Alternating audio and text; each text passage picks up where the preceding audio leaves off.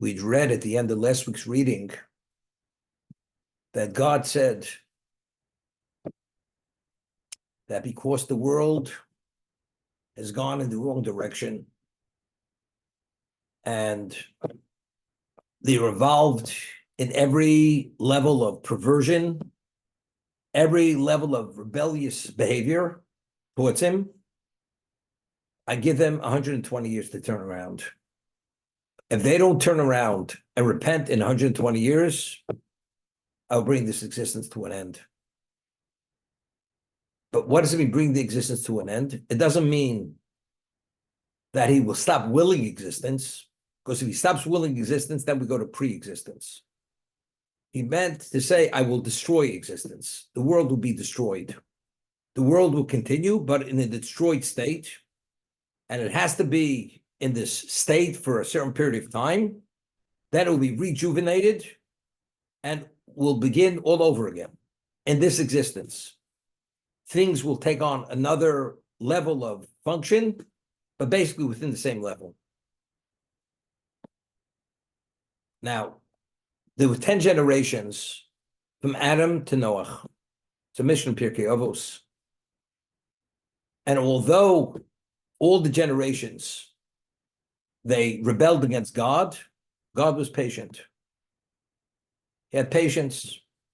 He gave them every chance under the sun. In the 10th generation, which was Noah, he destroyed the world. That was the great flood. And then, after Noah comes out of the ark, and every representation species of living creature is in that ark with him, domesticated, undomesticated, reptiles, insects, birds, and they left the ark to restart existence over again. There were two of every, a male and female of every non-kosher species, 7 of every kosher species. And that was after the great flood. Then the Mishnah continues. There were 10 generations from Noah to Avram. And again, mankind took the wrong turn.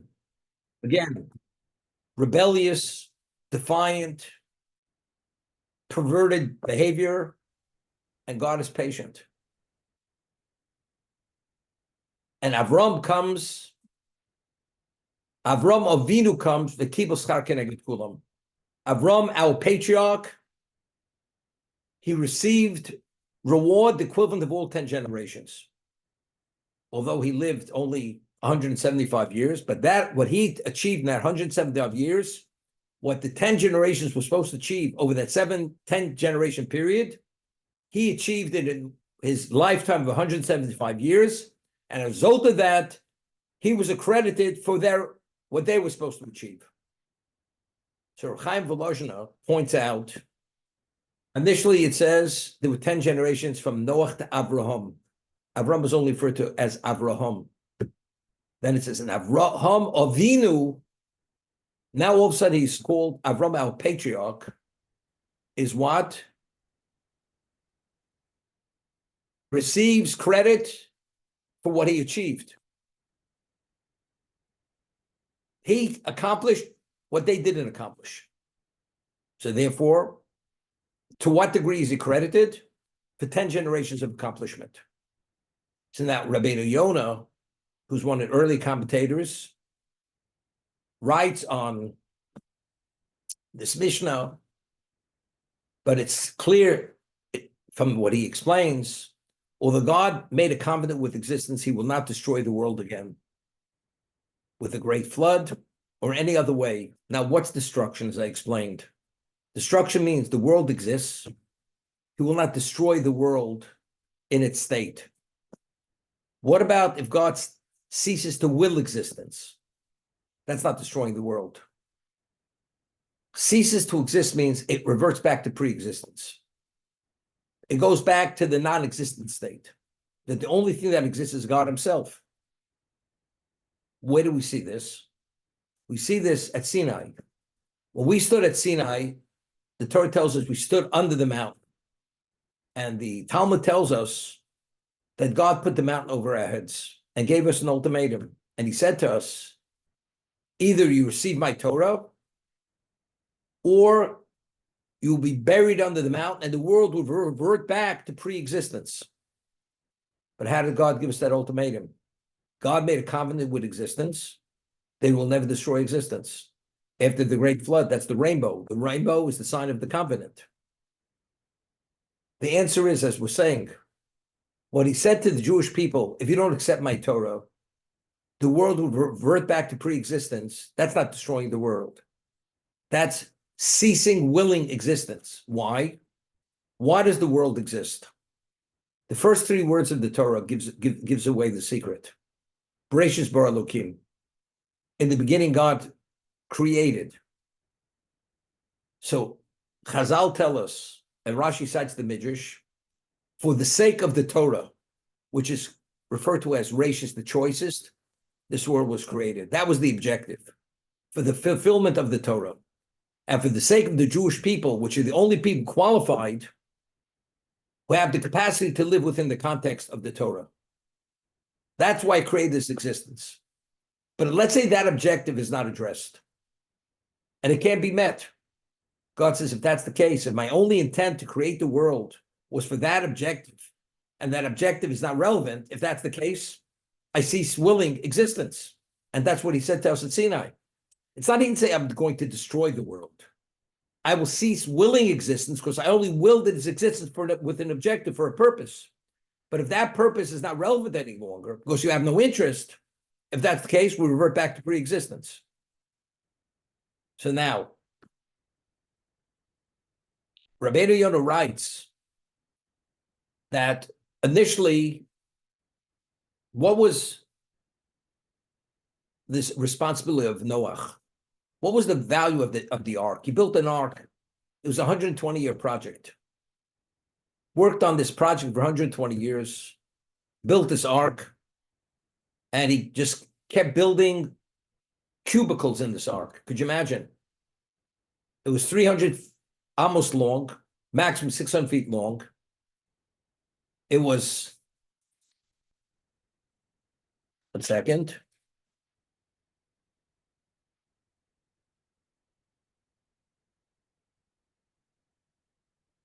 $50 almost wide and 30 almost high.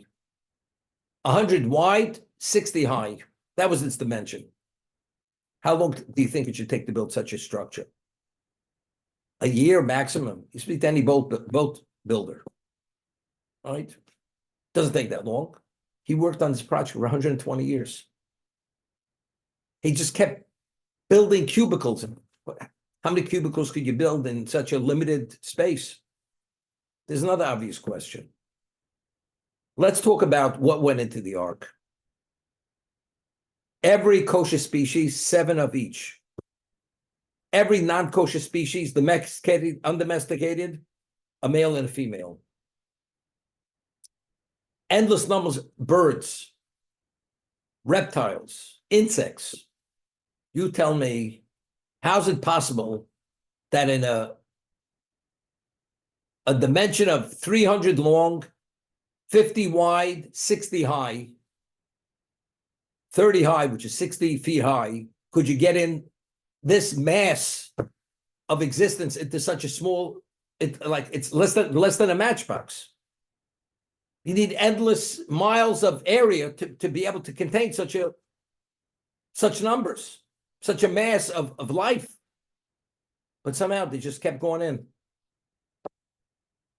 You know, years ago, I used to watch a cartoon when they had the cartoons, which were, this is pre-woke cartoons. But normal kids were raised normally. You had the ark, and they just kept going into the ark. How could they keep going on? And there was no exit.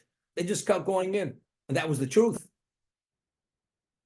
Because the ark itself, although it was a physical entity, it had a spiritual component to it. It had no limitation. Therefore, it contained everything. How? It's outside the realm of nature. It was supernatural. They all somehow, Noah built cubicles for every species. Every species in the ark had its own cubicle. The lion, the tiger, the hyena, the cobra, the reptiles. Every species, male had its own cubicle. He was busy 120 years. But what was the purpose of this? Noah was a world-renowned personality. He wasn't an ordinary person. He came from those prestigious family. And all of a sudden, this man who's world-renowned, he embarks on this project. All of a sudden, he became a ship builder, a carpenter. They said, Noah, what are you doing? He says, God communicated with me, and he said that if you people don't turn around and change your behavior and start being committed to the 7 Noahide laws, this world's coming to an end. And he would engage in dialogue with them to try to convince them that they should change their behavior. So they would say to him, Noah, if there's going to be a great flood coming on this world, it's on you and your family, it's not on us. You know? You're deluding yourself. It's you, it's not us. And every year on the anniversary of the day that he started, all humanity would gather around Noah and they would say, Noah, so what's new? He would give the exact same speech. And during the year, people would engage with him. 120 years he was involved in this so-called outreach. Fell on deaf ears. Couldn't change them.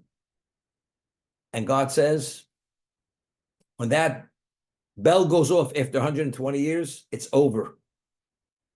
You go into that ark, it's going to start raining, there's going to be a deluge, there's going to be a great flood. The world will disintegrate. Everything on land will die. All land creatures will die.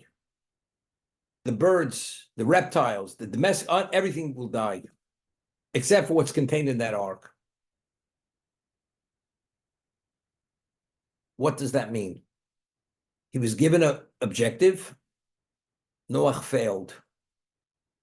He did not succeed. And the prophet refers to the waters of the great flood as Mei Noach. They are the waters of Noah. Why are the flood waters called the waters of Noah? Because Noah did not succeed in saving the generation. Okay? That's the story with Noah. God gave him 10 generations, either turn around or I'm bringing it to an end. Noah was given that responsibility the last 120 years to turn him around, did not succeed. The world was destroyed. Now we start over again. Noah comes out after a year, a new existence. The world, and there's no trace of the original existence. The humanity of the original existence is not there any longer. It's just him and his family, him and his 3 sons and their wives and his wife. And all the species that were in the ark now emerge. And the world starts propagating. And guess what? You can't teach an old dog new tricks. Same behavior, repeated same behavior. 10 generations from Noah to Avram. Again, defiant, rebellious. Their behavior is abominable. Idolatry. God is patient. Avram Avinu receives reward the equivalent of all the 10 generations. So Rabbeinu Yonah explains that the world has an objective. It's only worthwhile for God to maintain this existence if you meet a certain minimal level of accomplishment. But if you don't even meet the minimum, God says it's not worth my while. I will stop willing existence. Avram, in his own right, his dimension of being, he was able to bring about value, what the 10 generations were supposed to bring about. If those 10 generations would have met the minimum, you didn't need Avram to achieve that. But they failed. They weren't able to achieve that. Who achieved that for them? Avram. So since Avram achieved what they were supposed to achieve over those 10 generations, God says, it's worthwhile for me to keep this existence going. Now Avram, because of that, is Avram Avinu. He's Avram, our patriarch. Now he's the father of the future existence. If not for Avram, there wouldn't be an existence. Because there's Avram, he was able to achieve in the spiritual realm what he did. Now there's going to be a Jewish people in the future. He's the founding father of the Jewish people. Because he in his own right, as one individual, was able to achieve what 10 generations of humanity was not able to achieve. Therefore, he points out initially the 10 generations from Noach to Avram as an individual. But Avram Avinu, Avram, our patriarch, is accredited for all the accomplishments of 10 generations, which they failed.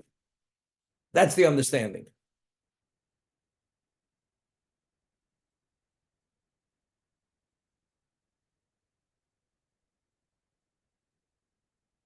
Avram is the first human being, the Talmud tells us, to refer to God as master. One of the appellations for God's name is spelled like master. In Hebrew, the word master is Adon. Adon is a master. Even the four-letter name of God, Yud Kei Vav Kei, we don't pronounce it according to its spelling, but we pronounce it as if it would be written as master. It's referred to as Adni. Due to his level of quest for truth, he came upon the truth that there's one master to this universe. It's not made up of deities. Now, it's interesting. Most people make a mistake. I'm saying even people who are learned. They said, Avram came upon God. He did come upon God, but he did not find God. And I'll explain in a minute what I mean. Now, the Midrash tells us, could you imagine you come to a citadel and the citadel has 10,000 rooms. Every room is furnished. Every room is illuminated and it's fully functioning. And he looks at the citadel and it's impressive beyond anybody's imagination what it took to bring this about. And Avram calls out, who is the master of the citadel? This functioning citadel, who's the master? No answer. He asked the question again, who's the master? And he kept asking the question. And finally, God himself came to Avram and says, I am the master. God openly communicated with him. And when he communicated, he says, he is the master. Because there's no ifs or buts. It was a prophetic communication. I am the master. Said Avram didn't find God because Avram had such a quest for truth and kept asking the question and wasn't willing to take on any other perspective, any other belief. He preferred to remain in a question state rather than come to any conclusions which were not satisfactory. They did not meet his question. Because of that, God says, because you had such a quest for truth and you were not willing to compromise your standard of truth, you'll be exposed to truth, which is God himself. Because the signet of God is truth. That's why God revealed himself to Avram. So Avram did not find God because he was not willing to compromise his standard of truth. Therefore, he merited that the source of all truth came to him and revealed himself to him. That's the understanding.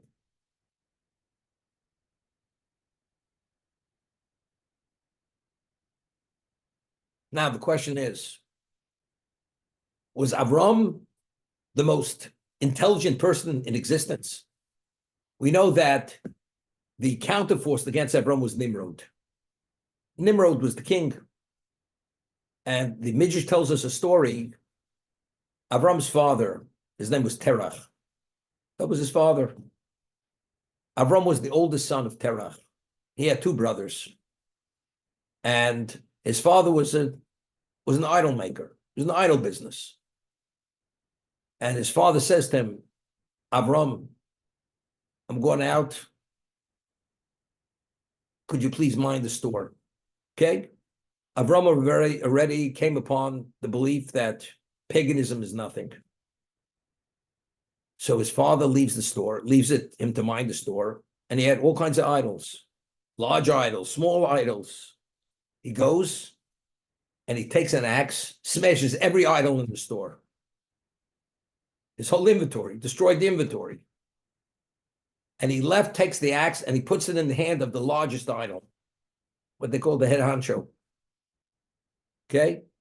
His father comes back. He sees the place is in shambles. So his father says, Avram, what happened? He says, I'll tell you what happened.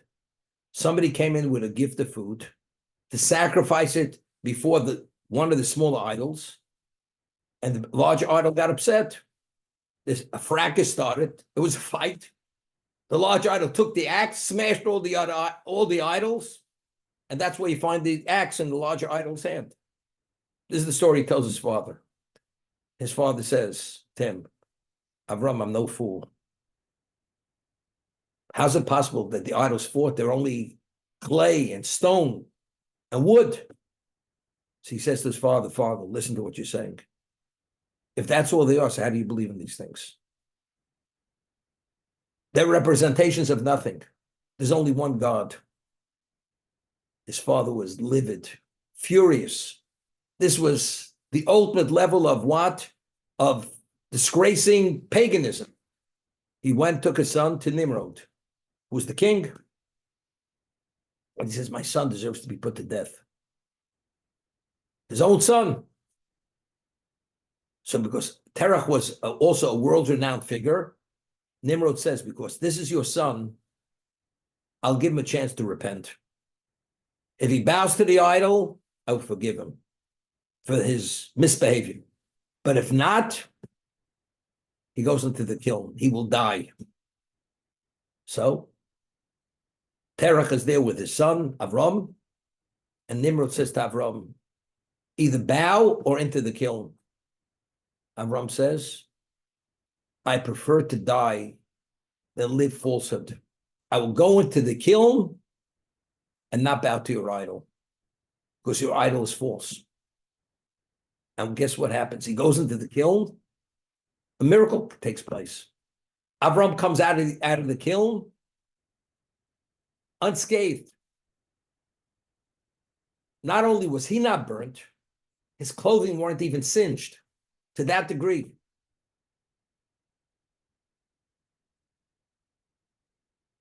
So what do you think happened?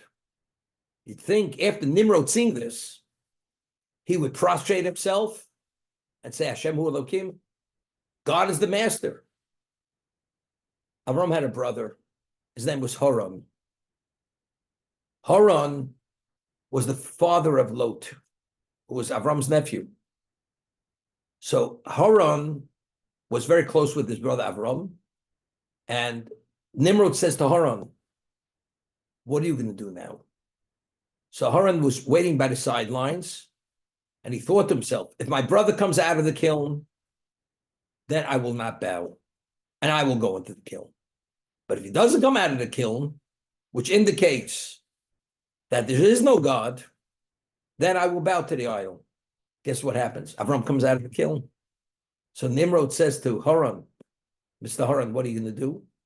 He says, I'm ready to go into the kiln. So the question is, after seeing what happened with Avram, why did Nimrod immediately say, this is a refutation of everything that I stand for? It's an irrefutable proof that I'm wrong. Why did he ask Haran to go into the kiln if he doesn't bow? You understand? In every system, there's always what we call a fluke. The flukes. Do you think a man who represents idolatry, paganism on the world scene, do you think he's changing his position because of one event? It has to be proven out. Maybe Avram coming out of the kiln was a fluke. Who knows what it was? So what does he do? He says, Haran, what are you going to do? He says, I'm going in. He goes in, doesn't come out. He dies in the kiln. So Nimrod says, see, this proves it. Because if, in fact, there is a God, as Avram says there's a God, as he came out, why did his brother come out? So that's a conclusive proof that this is a fluke. It's not the real thing. So Nimrod did not change. But nevertheless, he realized he's dealing with a person that he can't really get rid of. He can't destroy. He has something going for him. Whatever it is, he doesn't know what it is. But it's not God, because if it was God, his brother should have survived the kiln.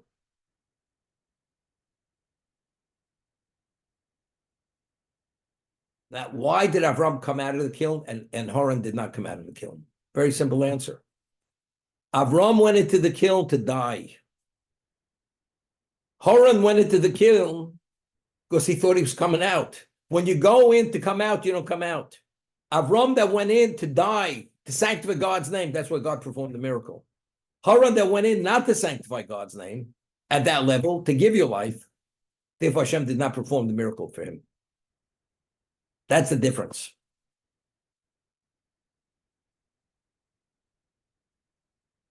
But Avram, if he wasn't the most intelligent person in the world, why was it so difficult for Avram? Avram saw the citadel ignited, illuminated, and he says, who's the master of the citadel? And he wasn't willing to compromise his standard of truth. But everybody else, that answers. Avram had entered into all kinds of dialogues and debates over this issue, theological debates. And they had answers for Avram. So I always say, sometimes I ask a question and the person gives an answer. And so the person who says, here's the answer, he says, I think I could live with that answer. I could live with that answer. Avram wasn't interested in living with an answer. He wanted to know the truth. Living with an answer means you have a question which is so annoying, unless you have something that takes the edge off that question, you can't coexist with that question. So that's an answer. You could live with that answer. Although it doesn't answer everything, you could live with it. Avram wasn't interested in living with an answer. He wanted to know the truth. Therefore, Avram kept asking the question, who is the master of the citadel? And he had all these answers, but it wasn't the answer. Those were answers you could live with. Until finally, because he wasn't willing to compromise his standard of truth, God says, I am the master of the citadel. That's how God came upon God. Avram came upon God. But again, getting back to it, why Avram was he not willing to compromise his standard of truth? And everybody else was willing. Now, Nimrod had a lot at stake. Nimrod was a king. The moment you accept God, you know who you are? You're a pawn on the board. That's all you are. The chess master is God. He just moves around. You're called king because he put you there. But right now, I'm not king because he put me there, because I dictate who is my God, who's not my God. But if you accept God as the Almighty, the monotheistic God, you're there because he put you there. You have to have a level of humility, which is almost, they're totally negated. Who was the second most humble human being who ever lived in the history of this world? You know who that was? Avram. Avram Avinu, Avram, our patriarch, was the second most humble person who ever walked the face of this earth. The most humble was Moshe Rabbeinu. What did Moshe Rabbeinu say? Nachnu mo. What am I? I'm nothing. As great as he was, he's what am I? Avram said, I am anochi ofa ve'efer. I am dust, I am ash. Dust and ash is more than nothing, but it's not much.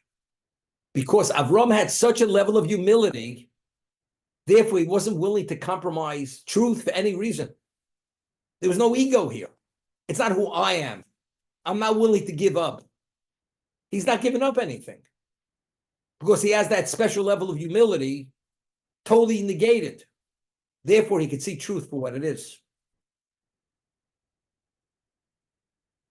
Why could a child, very often the child who's innocent, he could see things that an adult can't see. And he'll ask questions to his parents, says, Daddy, why this, why this? He tells the child, please keep quiet, you're embarrassing me. If he's embarrassing, that means your behavior is not acceptable. So why does your child see it? Why don't you see it yourself? The answer is because the child is pure and innocent. He can see it. He has no ego. He has nothing driving him. He has no reason to delude himself. Therefore, he sees it for what it is. You have every reason to delude yourself because you have all these conflicts of interest, whether it's ego, whether it's desire, whatever it is. Therefore, you delude yourself. The child sees it for what it is. Avram, because he was negated at a level which is one of a kind, therefore, he could ask the question 1,000 times over. Who is the master? He has 10,000 answers. He doesn't live with an answer. He wants to know the answer. Because there's nothing playing against him. All these other people, they've got plenty playing against him. They have their egos. They have the desires. Therefore, they're not looking for truth. They're looking for one thing, themselves. You find two people who are self-centered. Each one strokes the other one's ego. The ego strokers. You go to certain places, they say, everybody talks about everybody else. The greatest, there was a certain synagogue in New York. There was no member in that synagogue that was not a prestigious member. The prestigious members of this synagogue, what makes them so prestigious? Because they belong to the synagogue. What about all the other Jews that belong to synagogues? Well, this synagogue, they're prestigious. What gives you prestige? Because everybody himself strokes the other person, and they're all egos. Each one inflates the other one's ego.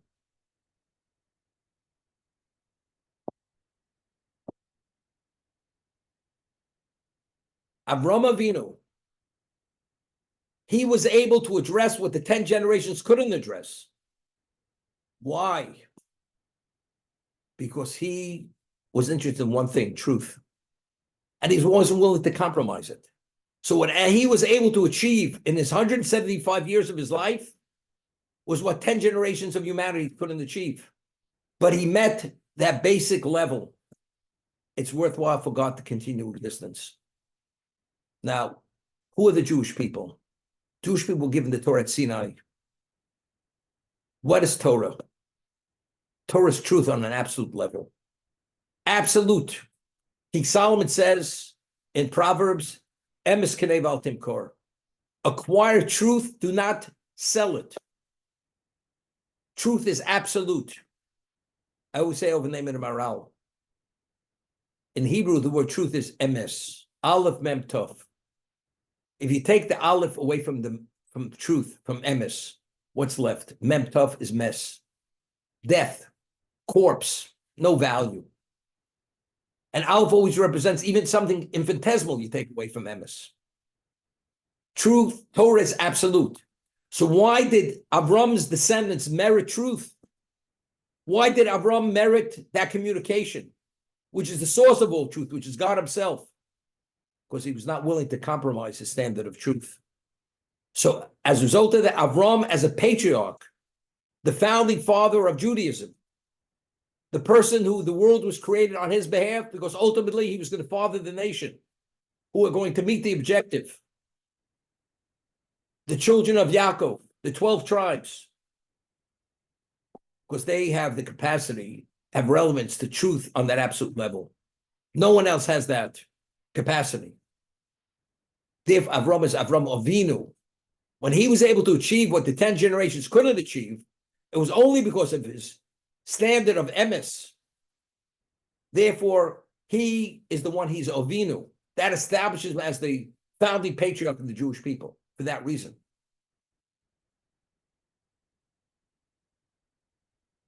The Talmud tells us in Sanhedrin, it's not to be understood. Adam was the handiwork of God. God created Adam. Before he ate of the tree of knowledge, it says he saw from one end of the world to the other. That was his level of clarity. And God spoke to him. He was in the Garden of Eden, in the purest environment. And God says, you can eat from any tree in this garden, but not of the tree of knowledge. This is prophetic. This is a communication from God. He had a capacity, nobody else had a capacity like him. It was God-given capacity. How is it possible that he went against the will of God? Without the only reason where you could go, you have to somehow justify it, delude yourself. How do you delude yourself?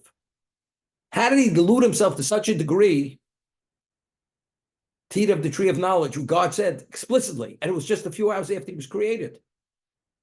I mean, how do you go off the skids, go off the cliff so quickly? Where God just spoke to you a moment ago. He didn't have amnesia. What's going on? So the Gemara says, when he ate of the tree of knowledge, min hayo. The word min means he was a heretic. Hear this? Adam was a heretic. You know, the way God created a human being, we have the ability to put things on the back burner and to bury it in the recesses of our minds. When we want to do something, we're able to do it at that moment without any conscience. Later, we may have guilt, but at the time when you want to do something, all that exists is what I want to do at this moment. Because Adam had a desire to eat of the tree of knowledge, the fruit of that tree. Although it was evil, God said no. At that moment, God did not exist. If God doesn't exist, you have no holdbacks. You're able to eat of that fruit. But once he ate, it was too late. Because God said initially, from the moment you eat, you'll be subject to death. And if you're subject to death, you have no relevance any longer to the Garden of Eden. You have no relevance to truth any longer.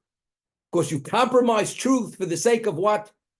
You put me under deep down, buried away to satisfy your interests. Avram was willing to give his life not to compromise truth. He will not bow to that idol. I prefer to go into the kiln and die rather than live a life of freedom, an opportunity where I compromise truth. That person's a man of God. That person has relevance to truth. Therefore, it's Avram Avinu. Avram Avinu received credit for the 10 generations because due to his humility and appreciation of truth, he was able to have established that relationship with God for that reason. You know, people speak about Avram Avinu. What was he? You know, he ran a homeless shelter. And he didn't even have government funding. You know, it was all out of pocket. I'm being facetious. You know, had people lined up. Avram Avinu, what was his objective? Avram Avinu went to war against the 4 mightiest kings of the world. I mean, they looked at the man like he was a maniac. He was some kind of zealot who lost his mind. Could you imagine Rav Chaim Kanevsky, Zech Tzaddik L'Bracha, going to war against the United States, the Ukraine, and Russia, China, all of them? And he picks up his Gemara, he goes like this. They say, are you out of your mind? Do you think by going by that, they're all going to fall dead? We find Chizkiyahu, the king of Judah, Sancheriv, who conquered the world, came with millions of troops to destroy the Beis Hamikdash Yerushalayim. And Chizkiyahu, the king of Judah, who turned around the Jewish people, that every woman and child was proficient in laws of spiritual purity. And now he's coming with millions of troops, international mass forces to destroy Yerushalayim and the Beis Hamikdash. God says to Gabriel, the archangel, he's the angel of din, of justice, sharpen your sickle. I want you to wipe them out. In one swoop, the millions of these enemy were wiped out. They literally incinerated. That's what happened in one swoop. Here, the holy rabbi, the holy king, he's sitting over his books, poring over his tomes of the Talmud, involved in godliness, and all of a sudden, he picks up his eyelashes, looks out the window, strewn over the countryside for miles, corpses, spoils and booty and livestock. that if you work 25 lifetimes, you couldn't accumulate that kind of wealth. It was handed to him on a silver platter. Why? Chizkiyahu, king of Judah, communicated to Jewish people, you know what the value of Torah is? It doesn't pay even to take out time to pick the harvest of grapes in the vineyards. Better let the grape rot on the vine to compromise your Torah study. So God says, if you're willing to give up your material for my glory, my honor, for the sake of truth, I will bring you wealth that you're going to drown in the wealth. Because the spoils of this war, after they were killed, these people came with wealth, which is beyond anybody's imagination what wealth was. And they just went and just gathered it and accumulated it. But what was your investment? Well, we didn't pick the grapes on the vine, we let them rot. When you do for God, and you engage and you immerse yourself in his truth, and you understand that he's the master, and that's all that matters. You connect to the truth at such an intimate level. When you're with God, Avram takes on the four mightiest kings. And what happened? He was the victor. And he was proclaimed by the world, by this pagan world. Nasi Elokim atah b'zochenu. You're the Prince of God in our midst. Not that they even understood what that word meant. They still thought God was a power. He was the mightiest power of all the powers. They didn't see him as the Almighty. They saw him as a power. So he was proclaimed the Prince of God. Nasi Elokim, you're the Prince of Elokim in our midst.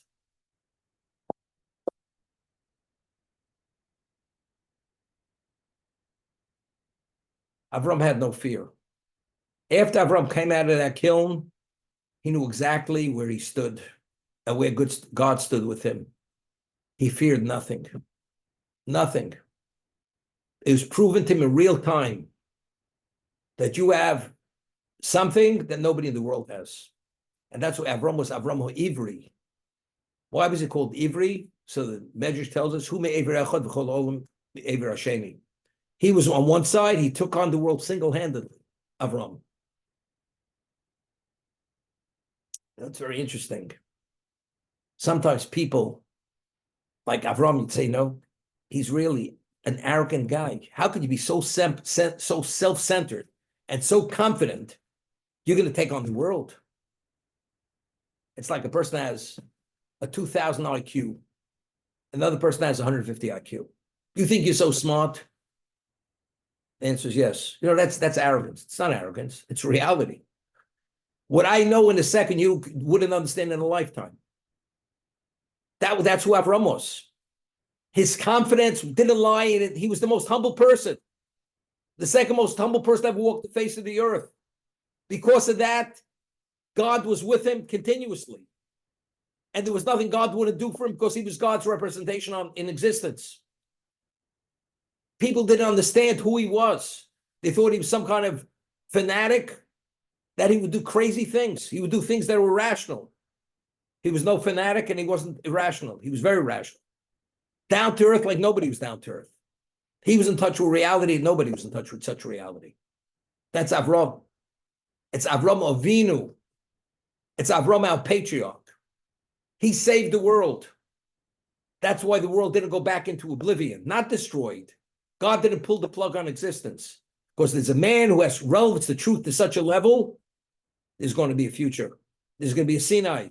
His descendants will receive the Torah at Sinai, and they will say Nasav Nishma. They will accept the Torah unequivocally, because they have that level of truth, faith, because they understand God is truth, and they want to be associated with that truth.